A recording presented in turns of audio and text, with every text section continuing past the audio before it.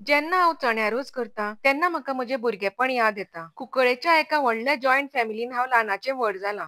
आमच्या घरांत 25 लोक आशिल्ले. म्हजी मम्मी आनी सगळ्यो काकी सगळ्यांक एकेच तरेचें जेवण करतालीं. आमी सगळीं भुरगीं लायनीन बसून कांयच खोडी काडनासतना कितें वाडटा तें जेवतालीं. आठवड्याक 2-3दां चण्या रोस आनी चपाती नाजाल्यार पाव आसतालोच. चला आतां पळोवया ही रेसिपी. रातचे इल्लेशे वाटाणे फुगो घातले. सकाळीं ते वाटाणे, बटाट, कांदो, मिरसांग आनी इल्लेशें उदक कुकराक लावन 3-4 शिटयो काडल्यो. एक ल्हानच्या पॅनान इल्ल्योश्यो कोथमिऱ्यो, मिरयां आनी मिरसांगो भाजून काडल्यो. मागीर भाजिल्लो मसालो, सोय, आमटाण, हळद आनी इल्लेशें उदक मिक्सराक लावन बरें करून वांटलें.